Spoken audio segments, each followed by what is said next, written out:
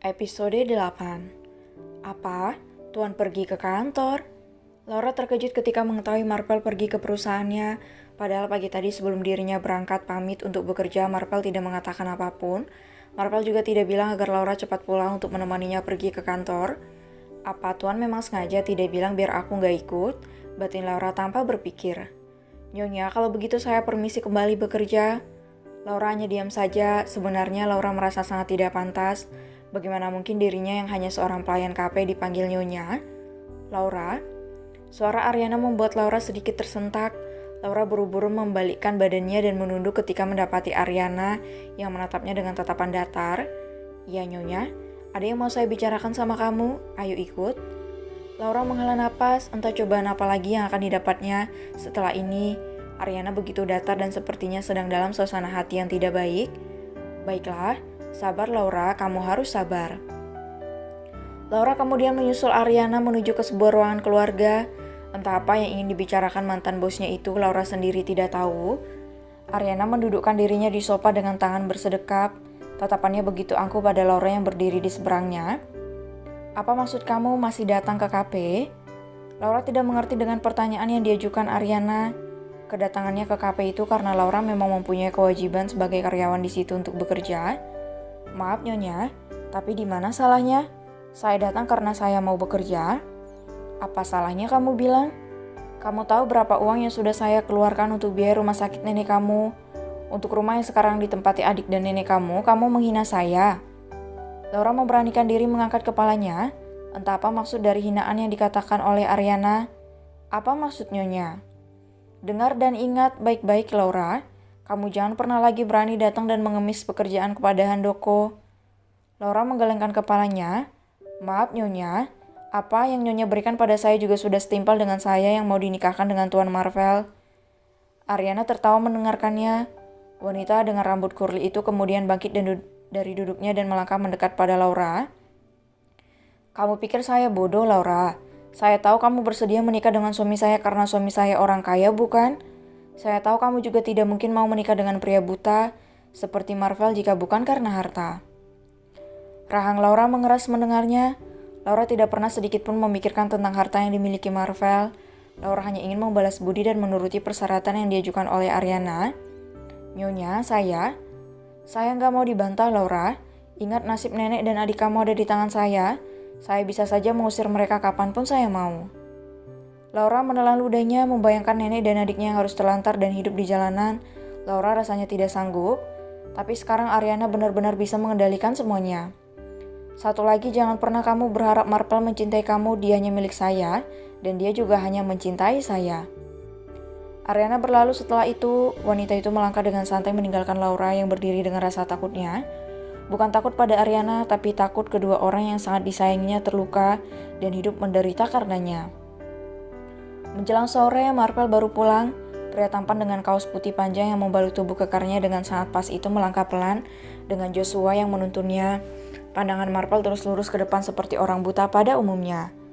Marvel tersenyum melihat sosok cantik sang mama yang melangkah mendekat kepadanya. Mama, Lina langsung mengambil alih tuntunan tangan Joshua untuk Marvel. Wanita itu tersenyum dan tidak lupa mengucapkan terima kasih pada asisten putranya. Nak, menurut mama mending kamu di rumah aja biar papa yang menangani perusahaan kamu. Lina berkata sembari menuntun Marvel dengan pelan. Wanita parubaya itu sungguh tidak tega jika putranya ditertawakan di luar sana karena kebutaannya.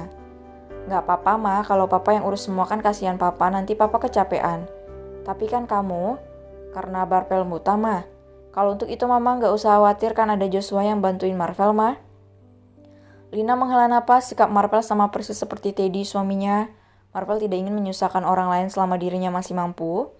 Oh iya ma, Laura udah pulang? Pertanyaan Marvel membuat Lina menoleh. Lina tersenyum membayangkan wajah polos Laura. Istri kamu lagi di dapur lagi bantuin masak? Marvel mengernyit.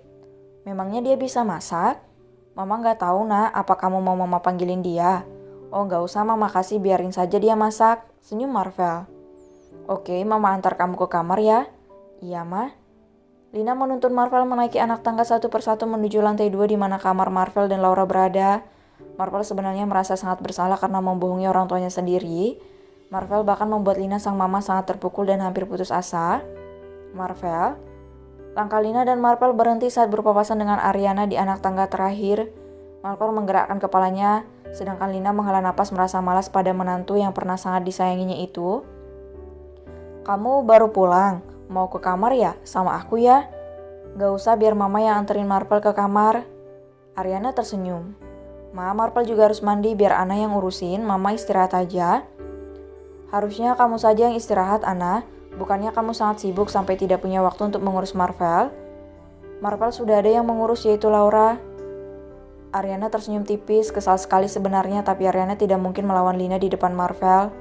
Sudah, tidak usah berdebat. Ma, tolong antarin Marvel ke kamar ya. Terus nanti tolong panggilin Laura juga. Marvel mau bersih-bersih. Iya sayang, ayo. Lina kembali menuntun Marvel melewati Ariana yang tidak berkata apa-apa. Oke, Ariana sabar, Marvel hanya mencintai kamu, tenang. Ariana menoleh, menatap Marvel yang terus dituntun oleh Lina menuju kamarnya. Ariana tahu mungkin Marvel masih bertanya-tanya tentang siapa pria yang dilihatnya malam itu. Marvel memang belum menanyakannya, tapi Ariana yakin Marvel pasti akan bertanya. Dan jika saat itu tiba, Ariana harus menyiapkan jawaban atas pertanyaan Marvel. Ariana menghela napas, Ariana harus tetap berusaha tenang agar Marvel tidak curiga padanya. Sementara di dapur, Laura tampak sibuk menggoreng ayam goreng yang dibuat olehnya sendiri dari bumbu sampai mengungkapnya. Kedua asisten rumah tangga yang memang bertugas memasak menatap takjub pada Laura yang bersenandung kecil sambil sesekali membalikkan ayam sedang digorengnya. Mbok, selama 6 tahun aku kerja di sini, ini tuh yang pertama kalinya Nyonya di rumah ini mau terjun ke dapur, dan itu istri kedua Tuan Marvel. Mbok Ona yang mendengar bisikan rekan kerjanya hanya bisa mesem saja. Mbok Ona juga bisa melihat sendiri bahwa Laura adalah orang baik. Pembawaannya yang sedikit pemalu juga membuat Mbok Ona teringat akan mendiang cucunya yang sudah tiada. Sudah, nanti dimarahin lo ngomongin majikan. Loh, kan aku ngomongnya baik-baik, Mbok. Mbok Ona menempelkan jari telunjuknya di depan bibir mengisyaratkan agar rekan sesama asisten rumah tangganya itu diam. Selesai memasak, Laura juga membantu Mbok Ona menyiapkannya di meja makan. Laura, panggilan Lina membuat Laura menoleh. Laura tersenyum tipis. Rasa gugup selalu menguasainya jika berhadapan langsung dengan mama mertuanya itu. Nyonya, angguk Laura. Nyonya, maksud saya mama. Maaf, saya belum terbiasa. Lina tersenyum kemudian menganggukkan kepalanya. Lina kemudian menatap meja makan yang sudah penuh dengan hidangan lezat. Itu kamu yang siapin. Laura melirik pada meja makan sekilas. Saya cuma bantu Mbok Ona, Ma. Soalnya tadi Tuan Marvel belum pulang, jadi saya bantu-bantu pekerjaan yang lain dulu. Jawab Laura sedikit gagap. Lina menghela napas. Laura dan Ariana memiliki derajat yang sama di matanya. Mereka berdua sama-sama menantunya, istri dari putra tunggalnya Marvel. Ya sudah, kalau begitu kamu cepat ke kamar. Marvel menunggu kamu. Tuan Marvel sudah pulang? Sudah, makanya kamu cepat temui Marvel di kamar. Ah iya Ma, saya permisi ke atas dulu. Laura langsung berlalu. Setelah itu, gadis itu berlari menaiki anak tangga menuju kamarnya, dan Marvel di mana sekarang Marvel sedang menunggunya. Saatnya mengasuh balita raksasa Laura.